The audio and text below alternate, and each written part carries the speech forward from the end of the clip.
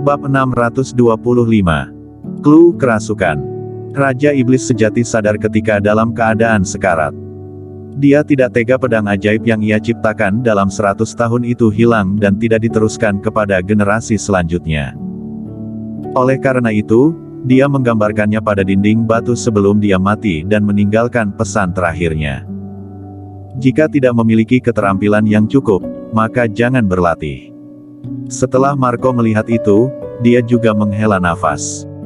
Dia merupakan alam 8. Kekuatan ini, jika diletakkan pada 1000 tahun yang lalu juga termasuk seorang tokoh kuat teratas.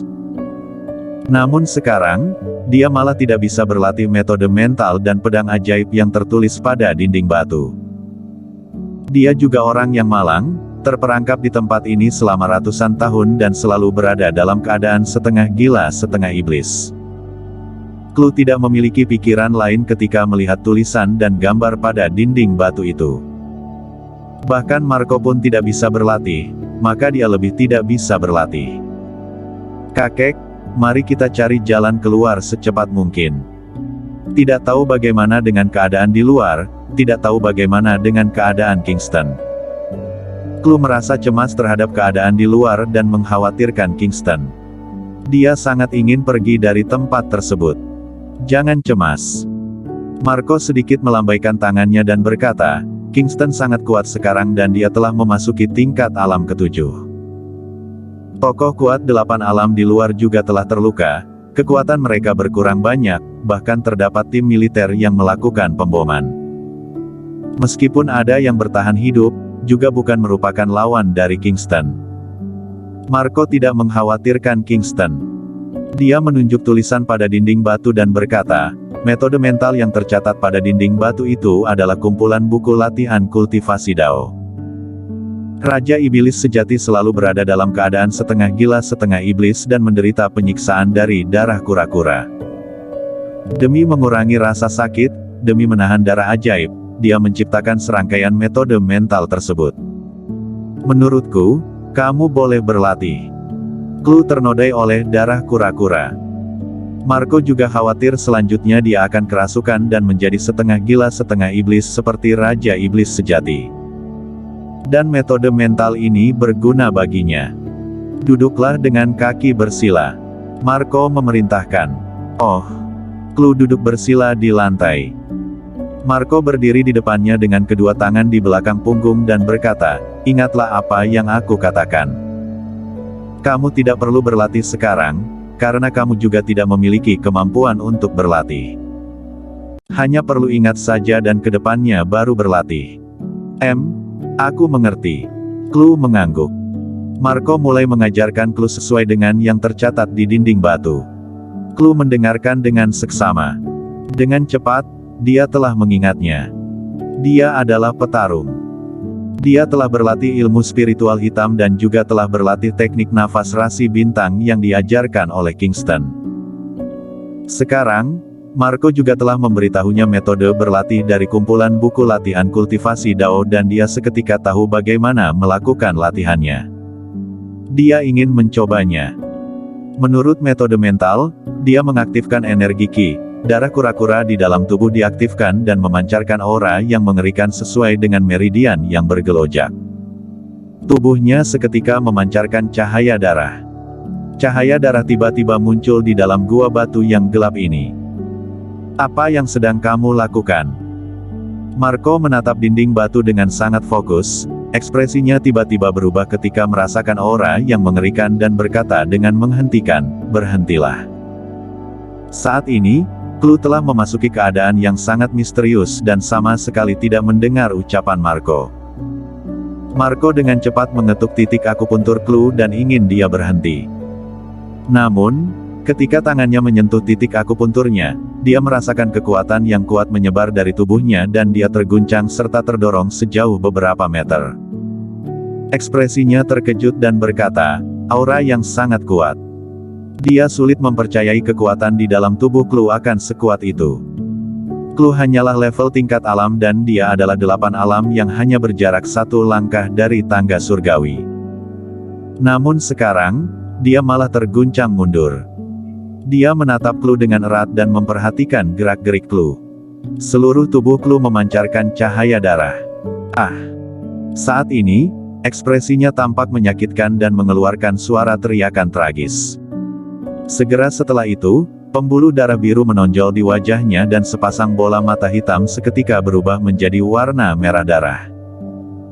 Dia dengan cepat berdiri, mengambil pedang pembasmi iblis dari lantai dan menatap Marco dengan sepasang bola matanya yang berwarna merah darah.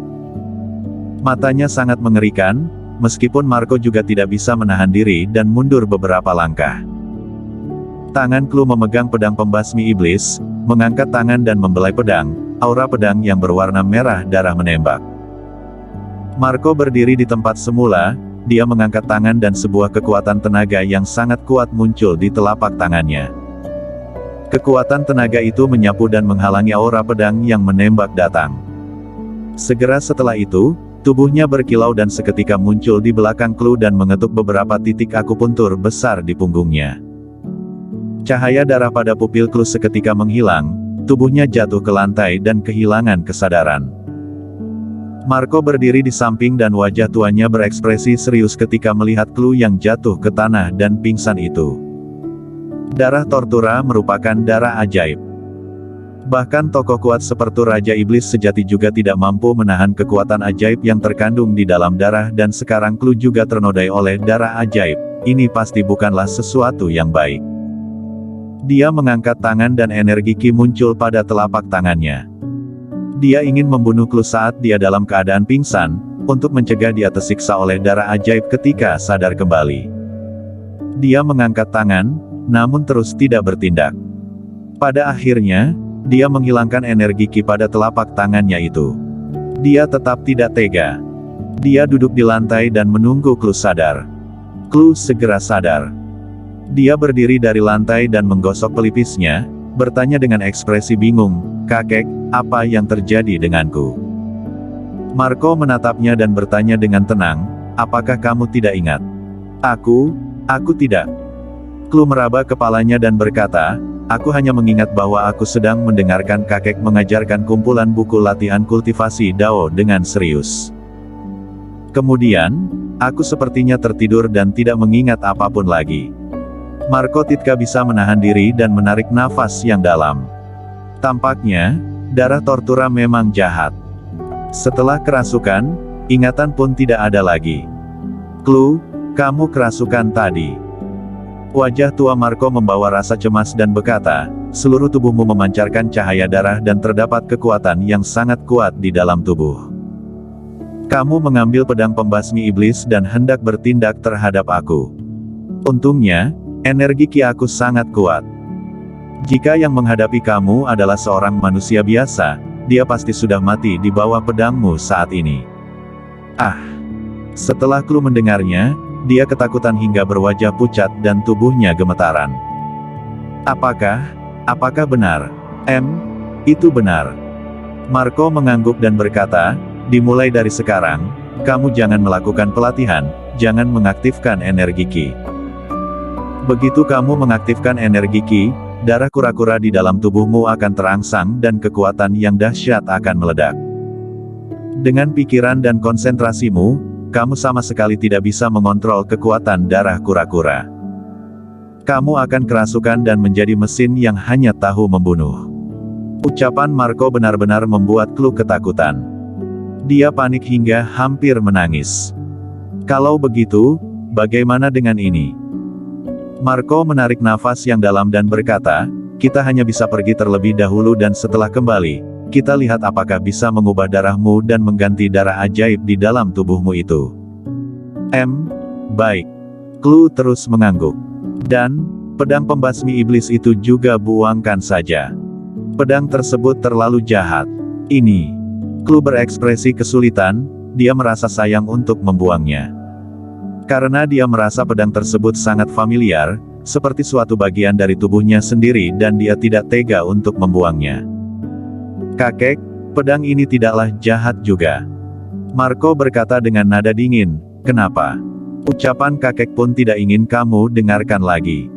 "Aku mengatakan itu adalah pedang jahat, maka itu adalah pedang jahat." Clue langsung membuang pedang pembasmi iblis dari tangannya itu. Jangan marah kakek, aku tidak menginginkannya lagi. Ayo pergi. Marco tidak tinggal untuk waktu yang lama, dia berbalik badan dan pergi. Clue mengikutinya dari belakang. Dia menoleh setiap berjalan 3 langkah. Dia benar-benar tidak tega untuk membuang pedang pembasmi iblis tersebut. Dia bergumam dengan suara pelan, pedang jahat seperti apakah itu? Itu jelas-jelas merupakan pedang biasa. Dia sangat ingin mengambilnya kembali. Namun, dia juga takut kakeknya akan marah. Bersambung.